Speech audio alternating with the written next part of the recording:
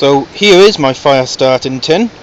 One of the things you'll notice straight away, even though I said I use this when I want to do it without a lighter, is that I actually do include a lighter. Very simple reason for this. If I fail with everything else, I always have a backup. A couple of points about this lighter: it's an electric start. It's a bit windy to show the flame right now. And on the other end is a small torch. Okay, it's actually a lot brighter than it looks in the video. Very useful lighter. I recommend this to anyone. You can pick them up for about 30 pence at any pound store, usually in a pack of 3. Okay, next item you'll notice is cotton buds. Lots of cotton buds. Okay, you can soak them in Vaseline for extra go, but these are great little fire lighters because they will catch a spark lovely. These catch a spark almost as easily as char cloth. So we take those out. Come on. Next thing you'll notice, hopefully, is the kindling. This is mayor sticks, so I've processed down to a manageable size. Always useful to keep a supply of dry kindling on you in a waterproof tin. That way you don't have to worry if it's pissing down the rain, you'll still have something dry to get the fire going with. And last but not least is the fire steel. This is a very, very useful piece of kit. If you don't have a lighter, generally take a knife to it, give it a good scratch, it'll produce a lovely spark that should ignite most things. Okay?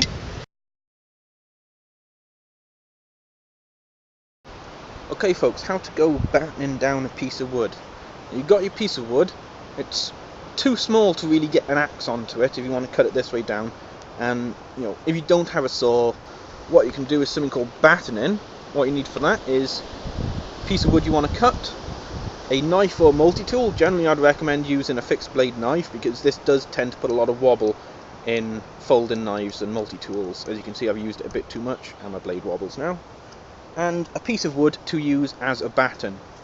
Okay, now what you do, take your piece of wood, put it on a nice firm surface, preferably a rock, but you can do it pretty much anywhere. Put your knife on top, take your piece of wood and just kind of batten on the top of the blade like so.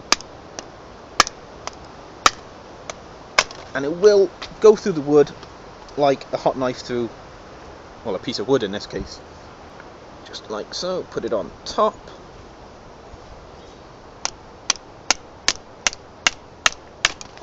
This is a great way to process down kindling, either to use straight away or put in your fire starting box. So yeah, that's how to batten a piece of wood. Okay folks, we're going to do a bit of fire lighting now, using the contents of my fire tin. What we will be putting down, a couple of clumps of cotton wool, let's make it 4 just for good measure, and then we'll be going on to some various pieces of tinder. I'm going to use mayor sticks today because it's been raining all day and most of the wood I've collected is absolutely soaking.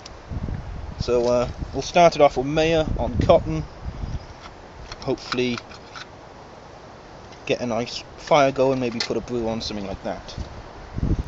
Okay, so here we go.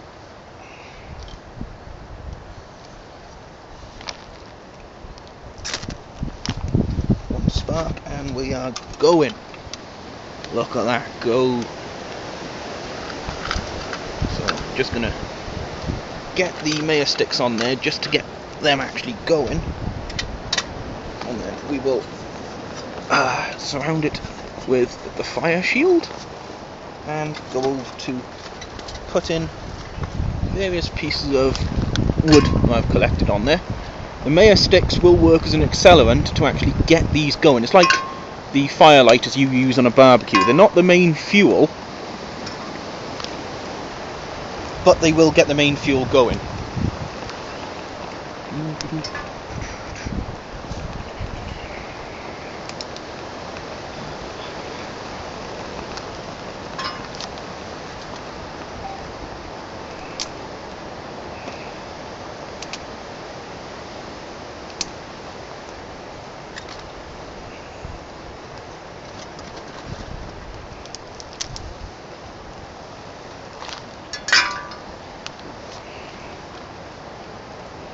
And we start with small sticks. You don't want to go chucking big sticks on straight away, because they just won't catch, especially when it's wet.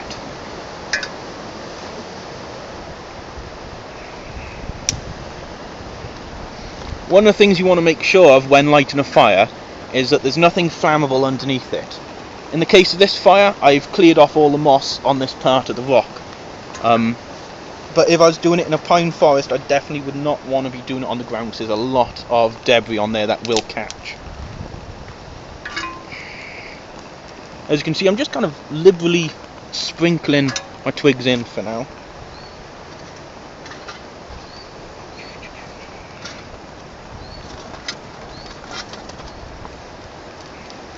Obviously you don't want to put too much on straight away, because you will drown the fire, especially when using wet wood like I am today. All that lovely white stuff you see coming off is going straight into my eyes.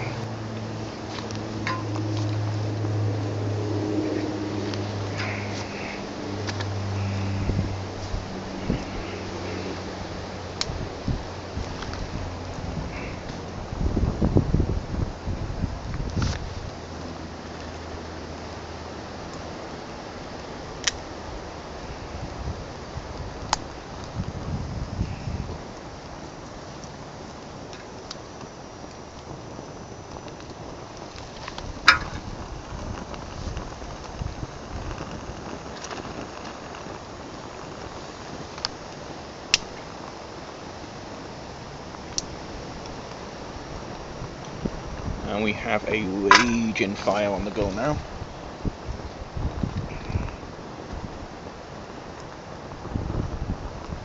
Okay folks, you can see here my fire in action.